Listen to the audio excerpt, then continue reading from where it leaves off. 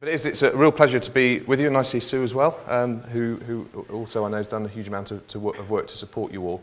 It's also actually been a real privilege over the last year to meet many parents like you who do so much really to champion the cause of your children's needs. So I think the first thing to say is actually I'm full of a huge amount of admiration and gratitude for the really sort of tireless efforts that you've given to make sure that your children get the best possible start in life. Because as we know, those efforts often succeed in spite of the special educational needs system rather than because of it.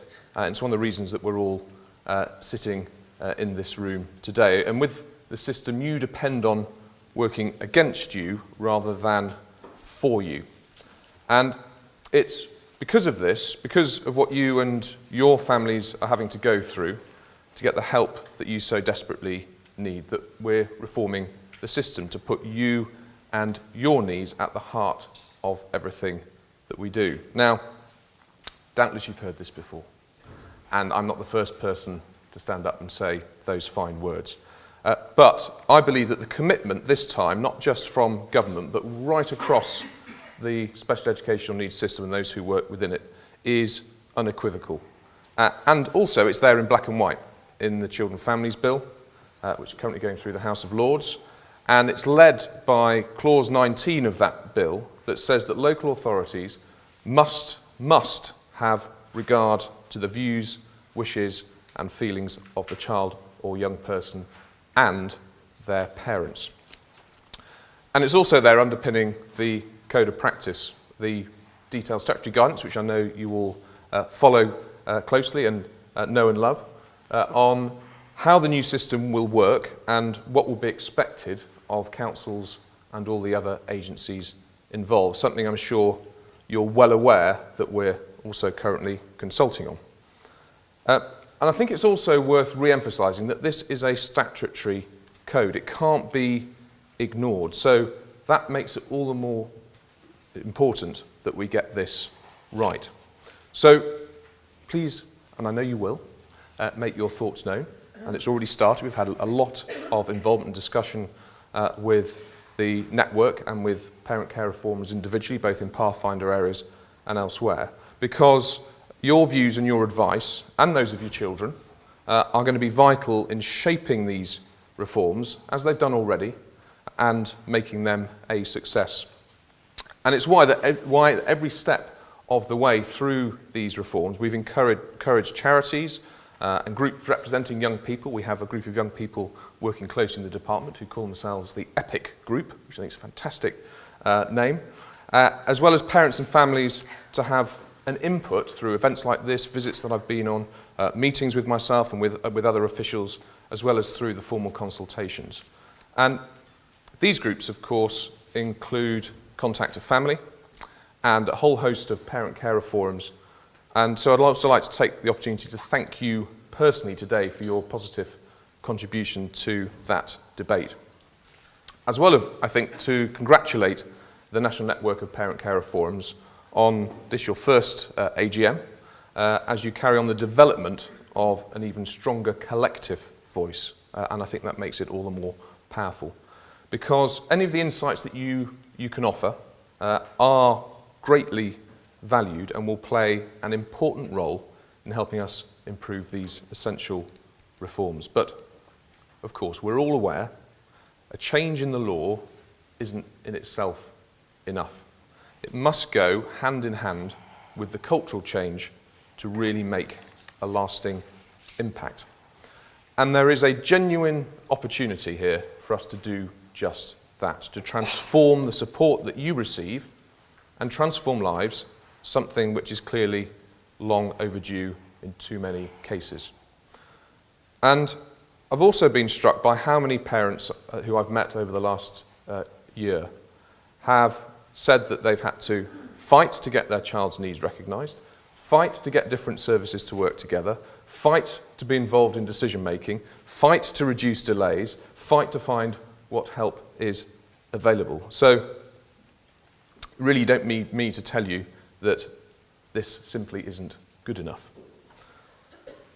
And you and your children already face big enough challenges without also facing, as one mother put it, an unending battle with a system that's supposed to be supporting you. And the depressing consequences of this are there for all of us to see in the generally poor prospects of young people with SEN compared to their peers in school, work, and further study.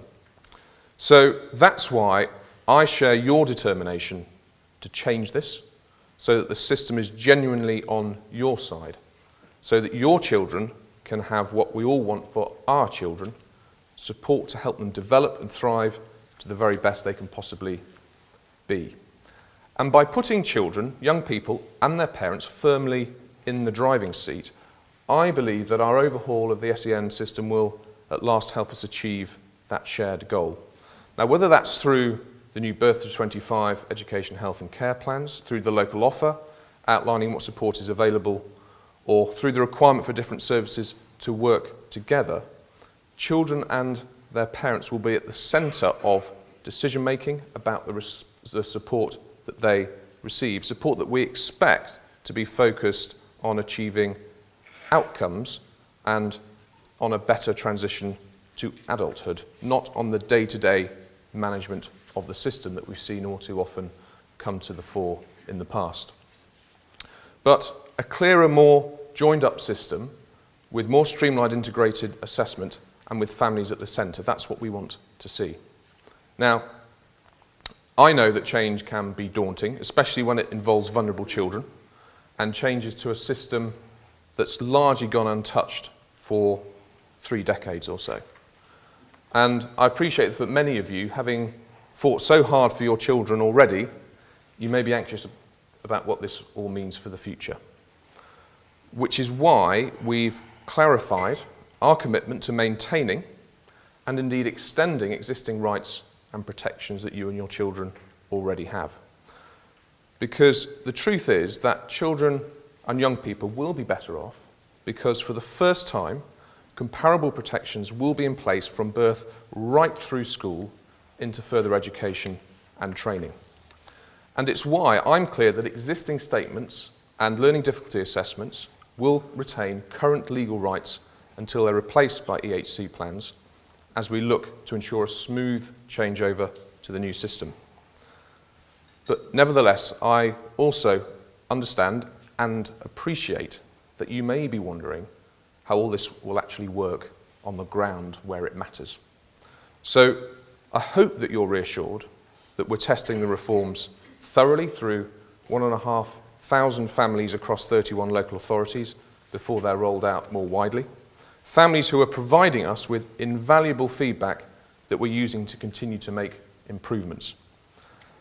And actually who are hugely impressing us with what they are achieving themselves, proving that services can truly come together around the child and family with often inspiring results. And I've taken the time to see for myself what a difference this can make when I've been on visits to Surrey and to Bromley, where plans are being trialled.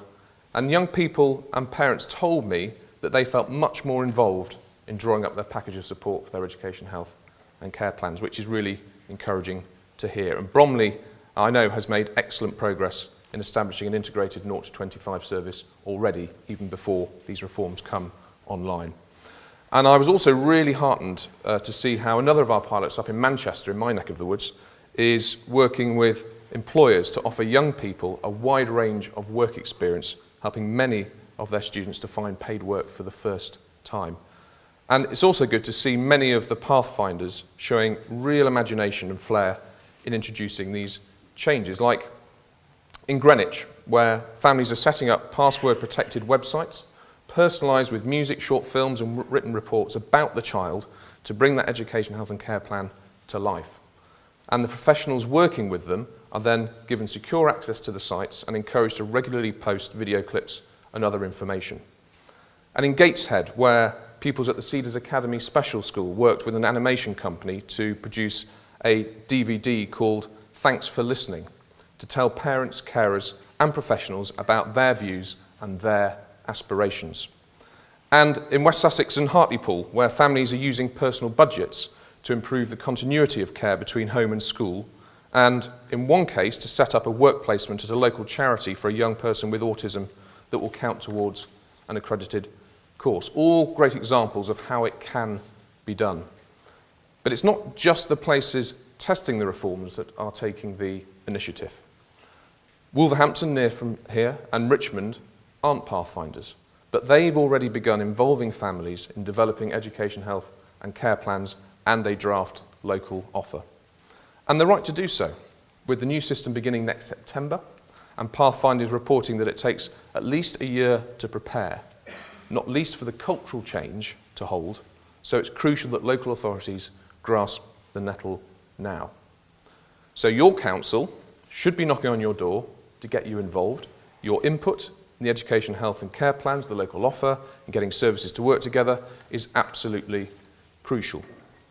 And the council should also be considering how to make sure you have access to impartial information and advice about the changes, not just what they have in-house, but also independent support from the voluntary and private sector. And I'll be looking carefully at what the government can do to help you in that respect. So do pursue your local authority if you haven't heard from them, and let us know if you still aren't getting a response.